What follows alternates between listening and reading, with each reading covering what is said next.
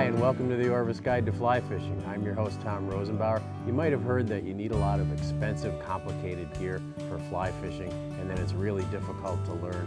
Well, I'm sitting here on a dock fly fishing for sunfish and having a ball. Does it look like I have a lot of expensive gear? Let's see just how difficult it is to fly fish. Oh, you got him. Oh, wow.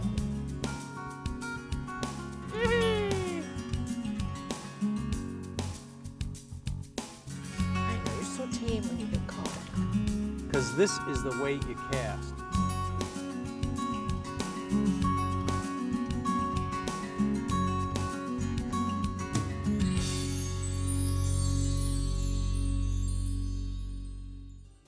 This show has been brought to you by Orvis Rod and Tackle. Ontario, yours to discover. Ontario's Algoma region, where Huron and Superior meet.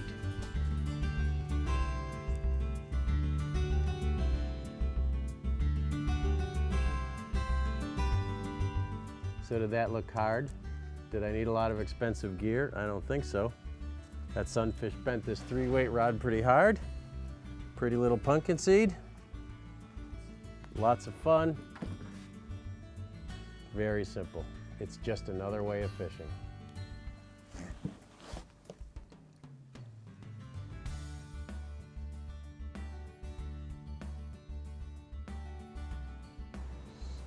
Haha, cute little rock bass right here in a little city park. Ate a little bluegill bug. And away he goes.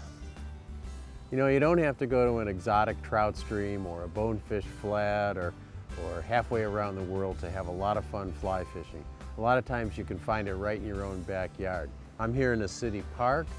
There are bass and bluegills in Central Park. There are steelhead in downtown Grand Rapids, Michigan. There are trout in downtown Atlanta, but there's great fly fishing nearly everywhere you go. The more you fly fish, the more you practice. So find a place close to home, get out there and catch whatever's available. Could be catfish, could be carp, could be bass. Usually it's sunfish, could be creek chubs or fall fish, something like that, but they're all fun on a fly rod. So don't just reserve it for the more glamorous species. You're missing a lot of the fun. That's my best carp ever.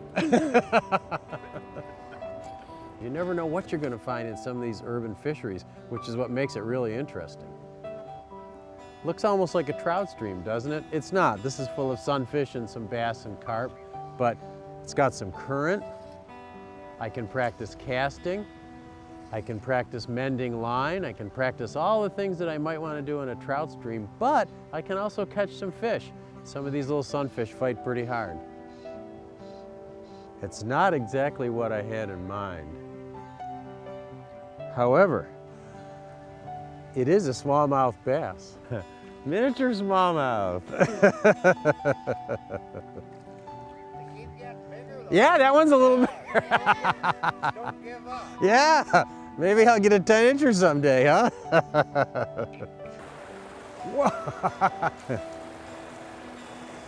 That's putting a pretty good bend into this 8-weight. It's nice to dream about that once-a-year trip to the mountains or the ocean, but if fly fishing is an important part of your life, why wait 11 months to get out there and fish? You might find some excitement just around the corner, and you'll probably add some new species to your fly fishing life list. Cute little smallmouth bass, fought like a tiger. Doesn't get much better, especially when you're 5 minutes from home. So how do you find fishing close to home? The easiest way is to find the closest body of water where you can legally fish and cast without putting anyone else in danger. Yeah, go.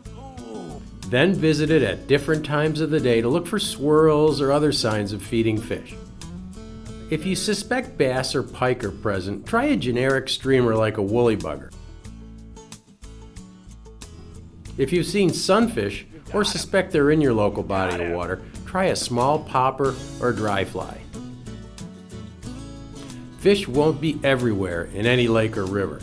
Try shallower water first, then try deeper water. fish around log jams or weed beds. In the spring, look for the saucer-shaped nests that sunfish and bass make when they spawn in the shallows. Fish over these nests are typically very aggressive and will attack any fly that comes near them.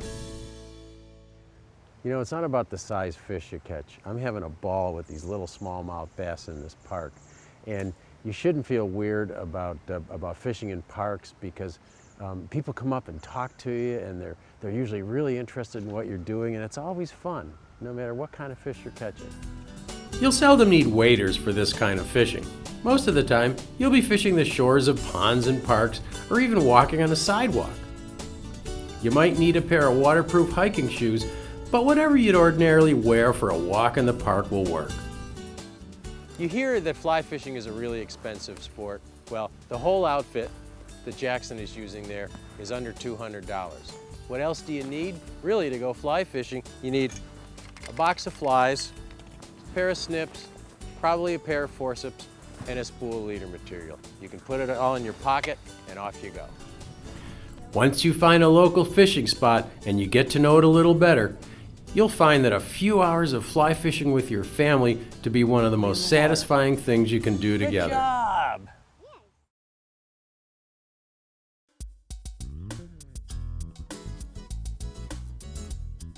Carp are revered in Europe and Asia as game fish and food fish. In North America, they've been maligned for over 100 years because they muddy up waters with their feeding habits and because they're so prolific and adaptable. But like other invasives, starling and pigeons, carp are here to stay, so we might as well enjoy them. You may be surprised to discover that carp have become a highly prized fly rod species. They have everything a trophy fish should have.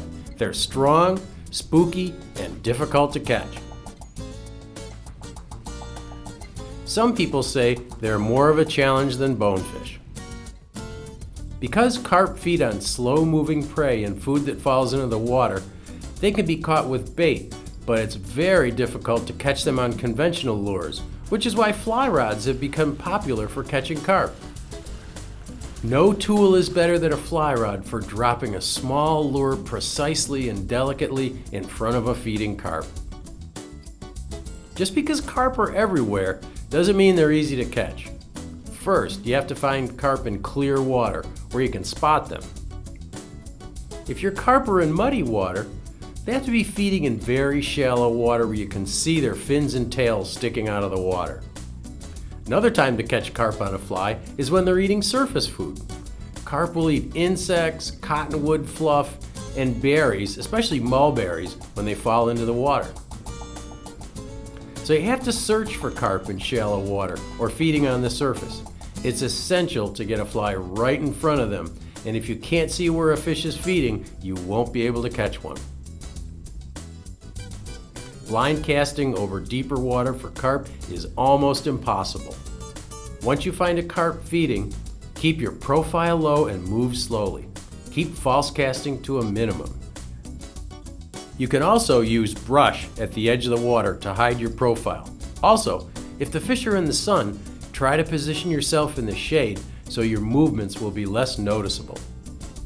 You want to get close enough to make an accurate cast, but not so close that you scare the fish.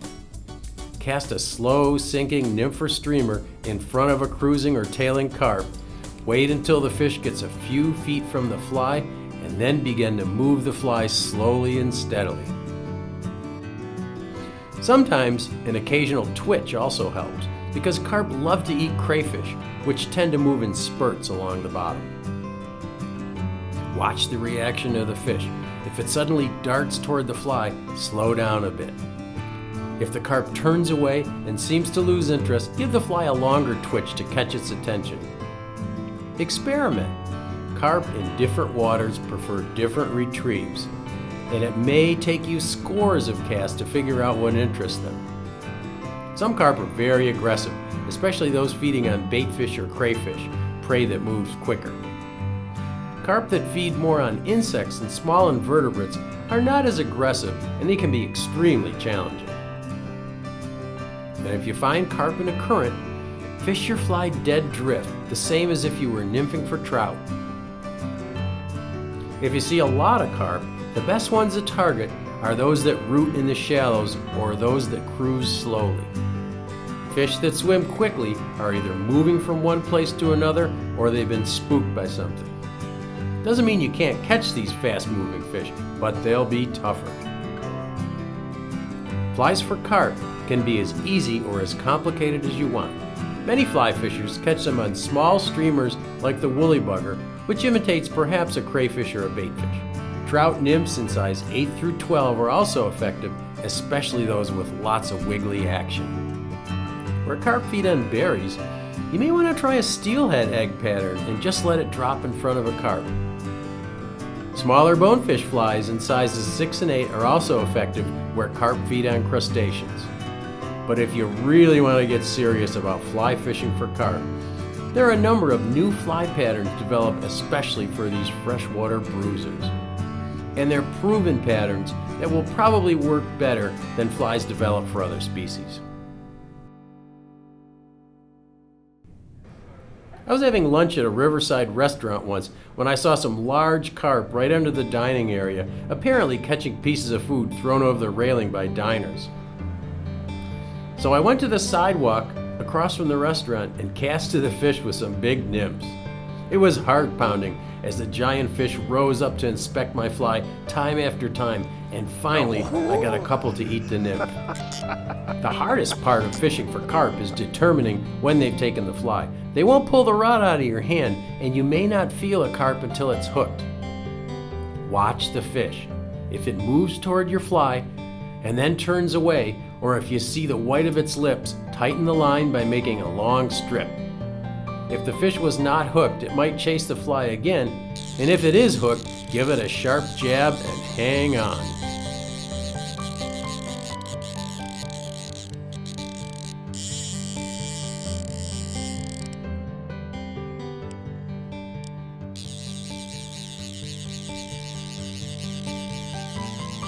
You know, carp are found in most urban environments and people consider them a trash fish, but they are amazing fish on a fly rod. And I don't know if I'm going to land this one, probably not, but I'm having a ball trying. Carp are strong fighters that do not give in easily. Often they pull line off the reel like a bonefish, so be prepared with a reel with a smooth drag. 6 to 8 weight rods are best, matched with a floating line and a long leader. Most carp anglers prefer 9 to 12 foot fluorocarbon leaders, the same leader you'd use for bonefish or redfish. That's pretty light for a 20-pound carp, but carp are so spooky that a tippet heavier than 12 pounds might put them off. You know, carp are actually really wary game fish. You have to go down to a pretty light tippet, and they're really, really spooky. So they're a true challenge, and there are people that travel a long way for carp. You can find them in most cities, and they are a worthy fly rod adversary. Believe me, they'll beat you up. I'm got this carp sort of whipped. I don't know what I'm going to do with him. I don't know how I'm going to land him. We probably won't land him, but it was sure fun seeing him take that nymph, just like a great big old trout or a bonefish. And it's been a heck of a battle, and we're not done yet. I don't know if I can lift his head up. That battle with the big carp was really exciting, and luckily, a pair of bystanders helped me with a big net. That's my best carp ever. If you want one of the toughest freshwater fish on a fly rod, try your hand at carp fishing. They're stronger and spookier than trout and pull harder than bass. Plus, you'll be well prepared for bonefish or redfish when you get the opportunity, because if you can catch carp on the fly, these saltwater fish will be a piece of cake.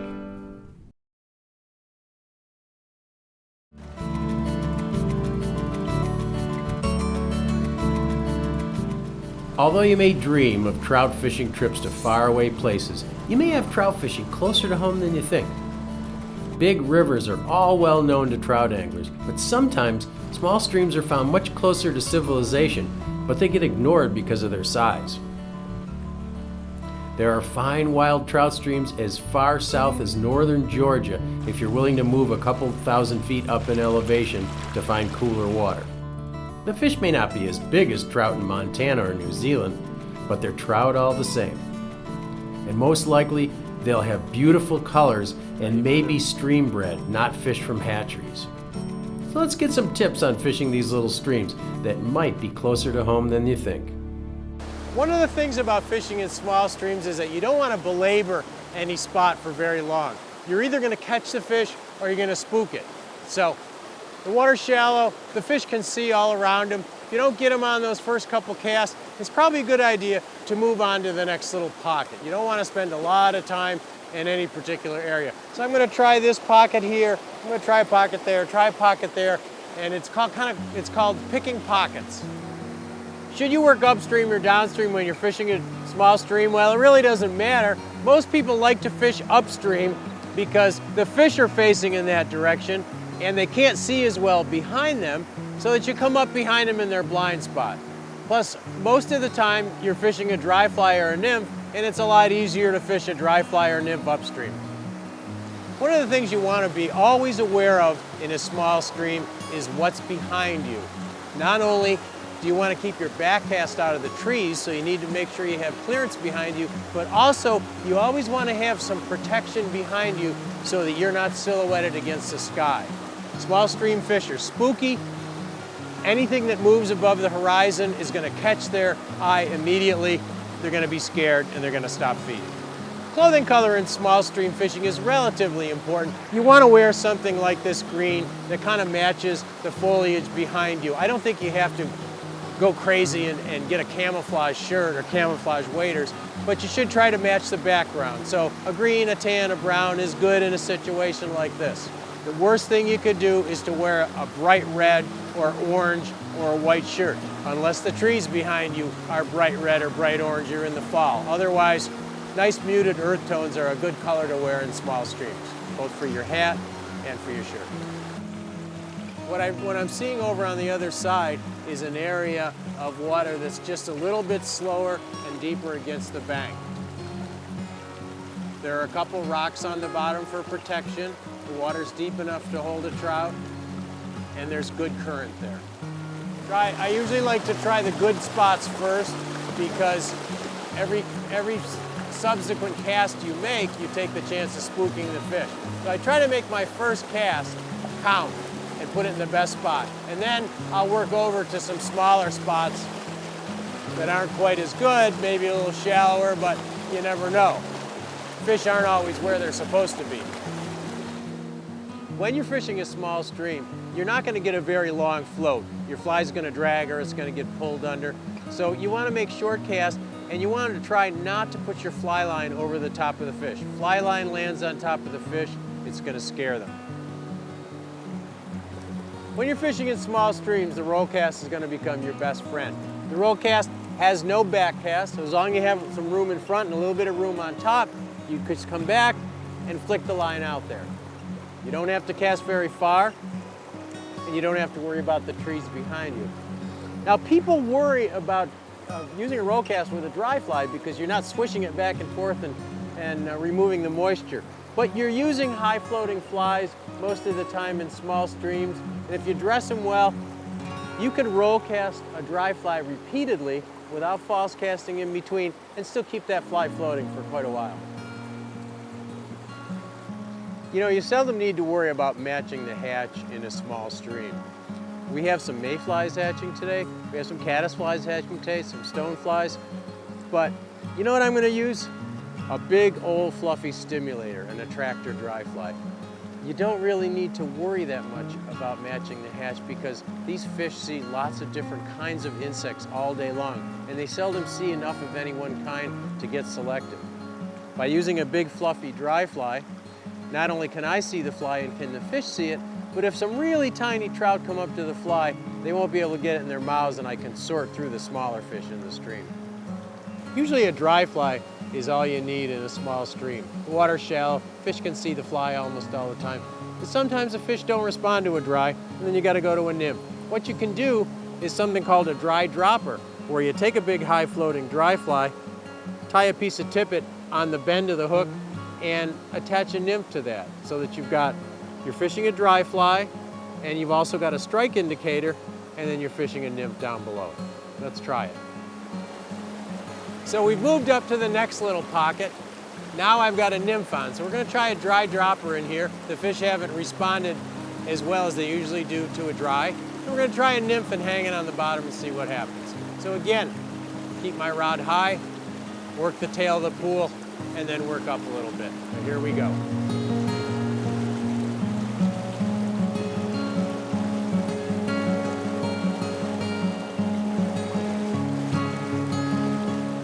There's a little brown trout.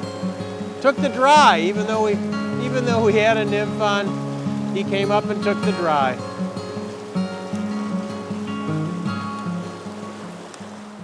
Beautiful little golden brown trout. He took the dry instead of the nymph, even though we went to a dry dropper.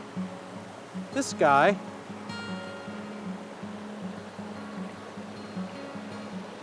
didn't take the nymph, he took the dry.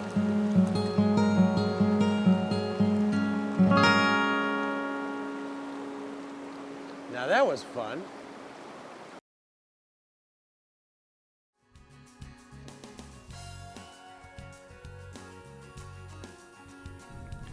You may not have any trout very close to home, but chances are, if you live in the northern part of the United States or in Canada, or even if you live in the south and you have elevations above 1,500 feet close by, you may very well have some secret trout streams not too far away.